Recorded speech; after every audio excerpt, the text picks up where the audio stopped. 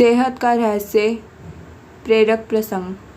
बहुत समय पहले की बात है। किसी गांव में शंकर नाम का एक वृद्ध व्यक्ति रहता था। उसकी उम्र 80 साल से भी ऊपर थी, पर वो 40 साल के व्यक्ति से भी स्वस्थ लगता था। लोग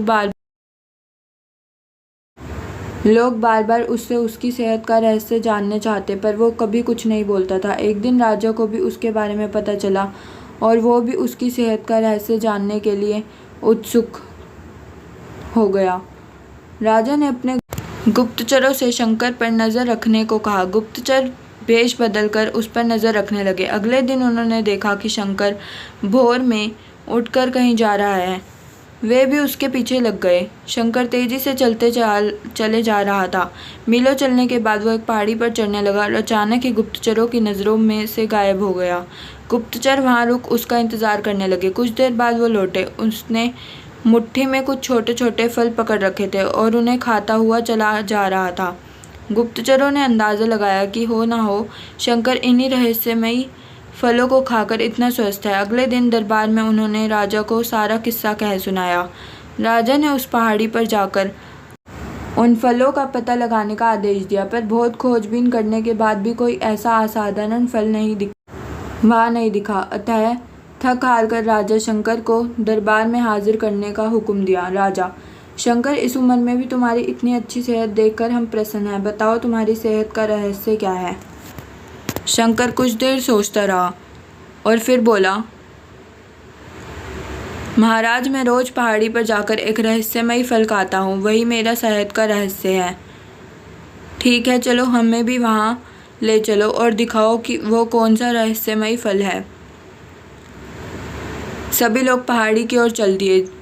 वहां पहुंचकर शंकर उन्हें एक बेर के पेड़ के पास ले गया और उसके फलों को दिखाते हुए बोला, हुजूर, यही तो वो फल है जिसे मैं रोज खाता हूँ। राजा क्रोधित होते हुए बोला, तुम हमें मूर्ख समझते हो। यह फल हर रोज हजारों लोग खाते हैं, पर सभी तुम्हारी तरह सेहतमंद क्यों नहीं है? शंकर विनम्रता से बोला, महाराज, हर रोज़ हज़ारों लोग जो फल खाते हैं वो बेर का फल होता है, पर मैं जो फल खाता हूँ वो सिर्फ बेर का फल नहीं होता, वो मेरी मेहनत का फल होता है। इसे खाने के लिए मैं रोज़ सुबह 10 मील पैदल चलता हूँ, जिससे मेरे शरीर की इच्छा वर्जिश हो जाती है और सुबह की स्वस्थ हवा मेरे लिए जड़ी बूटियों का काम करती है। बस यही मेरी सेहत का रहस्य है। राजा शंकर की बात समझ चुके थे। उन्होंने शंकर को स्वर्ण मुद्राओं देते हुए सम्मानित किया और अपनी प्रजा को भी शारीरिक श्रम की नसीहत दी। मित्रों, आज टेक्नोलॉजी ने हमारी ज़िंदगी बिल्कुल आसान बना दी है। पहले हमें छोटे छोटे सभी कामों के लिए घर से निकलना ही पड़ता था, पर आज हम इंटरनेट के माध्यम से घर बैठे बैठे ही सारे काम कर लेते हैं। ऐसे में जो थोड़ा बहुत फिज़िकल एक्टिविटी के मौके होते थे वो भी ख़त्म होते जा रहे हैं और इसका असर हमारी सेहत पर होता है। WHO के मुताबिक आज दुनिया में 20 साल से ऊपर के 34% लोग ओवरवेट हैं और 11% लोग ओबेस हैं।